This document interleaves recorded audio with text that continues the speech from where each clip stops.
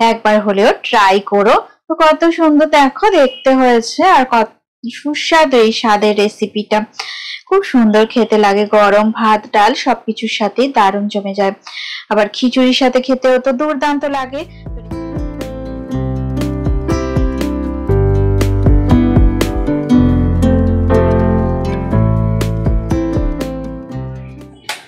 নমস্কার বন্ধুরা, চৈতি সিম্পল কিচেনে সবাইকে স্বাগত। আশা করি তোমরা সবাই খুব ভালো আছো, আর আমিও ভালো আছি। তো দেখো, আজকে আমি তোমাদের জন্য একটা অন্যরকম রেসিপি নিয়ে চলে এসেছি। তো আমি কি রান্না করছি তোমরা স্কিপ না করে ভিডিওটা প্রথম থেকে শেষ পর্যন্ত দেখো। আর ছোটদের জন্য অনেক ভালোবাসা আর বড়দের অনেক আশীর্বাদ নিয়ে আমি এই ব্লগটা শুরু করলাম। আমি এই রান্নাটা শুরু করলাম। তো পেঁয়াজ প্রথমে আমি দিয়ে দিচ্ছি, কুচানো পেঁয়াজ, একটা মিডিয়াম সাইজের পেঁয়াজ আমি দিয়ে দিলাম। ফ্লেমটা আমি মিডিয়ামে রেখে দিয়েছি, হালকা করে আমি একটু নাড়াচাড়া করে নেব।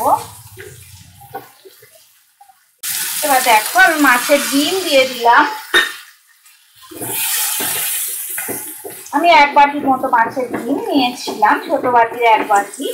তো মাছের ডিমটা দিয়ে দিলাম। 50 গ্রাম মতো মাছের ডিম আছে। তো ভিডিওটা দেখো, ভালো লাগবে তোমাদের। আশা করি রান্নাটা তোমাদের, রেসিপিটা খুবই ভালো লাগবে। একদম অন্যরকম এটা রেসিপি।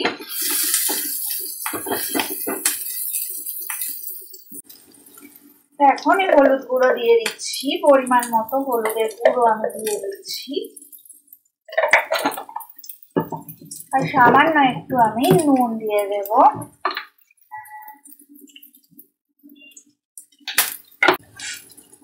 গরম ভাতে এই রেসিপিটা দুর্দান্ত স্বাদ হয়।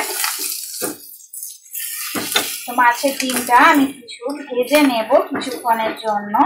একটু মিডিয়াম ফ্লেমে আমি দিয়ে দিচ্ছি ভাজার জন্য মাছের ডিমটা। আদা রসুন বাটা 1 চামচ দিয়ে দিলাম। আর একটু দেখো, অল্প করে আমি জিরে বাটা দিয়ে দিলাম। দুটোই 1 চামচ দিয়ে দিয়েছি। এবার ভালো করে আমি নাড়াচাড়া করে নেব। কিছুক্ষণ এইভাবে নাড়াচাড়া করলে মাছের ডিমগুলো সিদ্ধ হয়ে যাবে।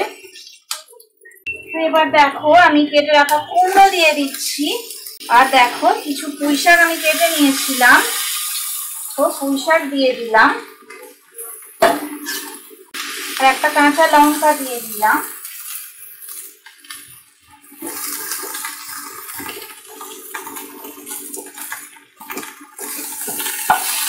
তো লো ফ্লেমে এবারে আমি রেখে দিচ্ছি। সব একসাথে ভালো করে আমি নাড়াচাড়া করে নেব।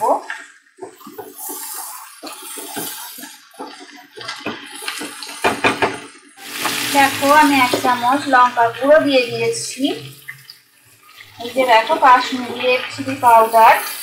তো এবারে আমি কিছুক্ষণ একটু নাড়াচাড়া করে আমি চাপা দিয়ে দেব। তাহলে কুমড়ো আর পুঁই শাক আর মাছের ডিম ভালো মতন সিদ্ধ হয়ে যাবে।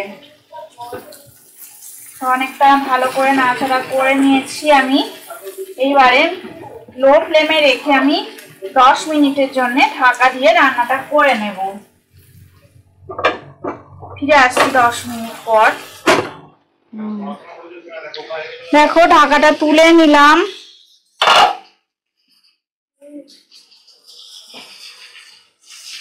তো রান্নাটা অনেকটাই হয়ে গেছে। একটু আমি সামান্য জল দিয়ে দেব, খুব সামান্যই জল দেব। পুঁই শাক থেকে অনেকটাই জল বেরিয়েছে। তো একটু জল দিয়ে দিই, দিয়ে রান্নাটা আমি করে নিই।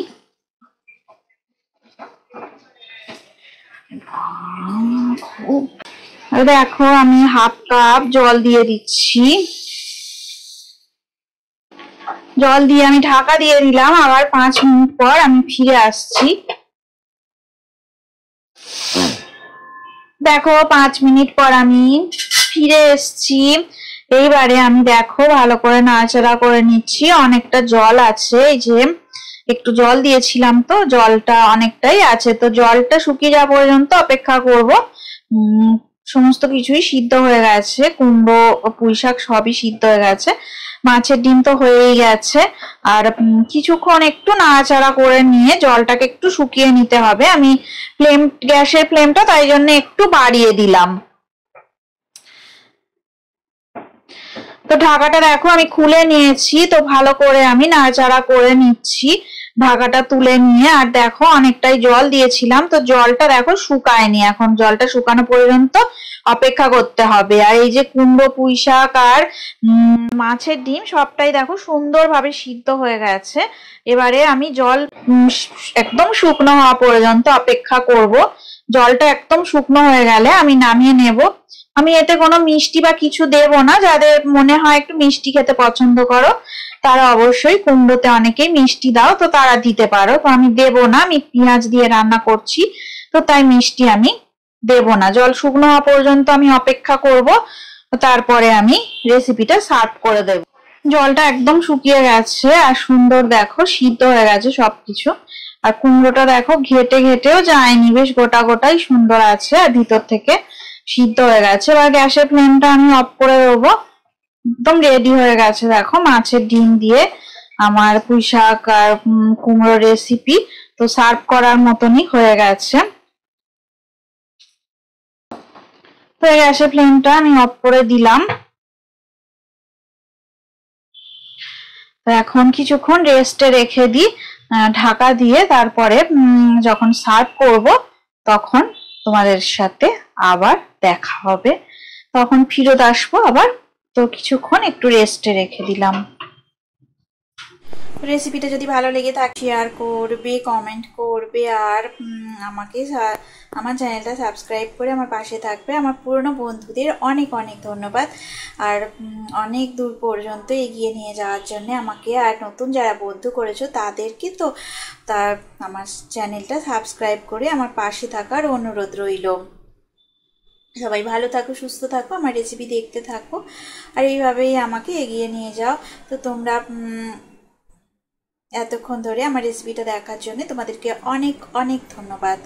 তো পরে আবার নতুন রেসিপি নিয়ে তোমাদের কাছে চলে আসবো, তোমরা অবশ্যই আমার পাশে থেকো, আমিও তোমাদের পাশে থাকবো। তো আজকের মতো টাটা, পরে আবার নতুন রেসিপি নিয়ে তোমাদের সঙ্গে দেখা।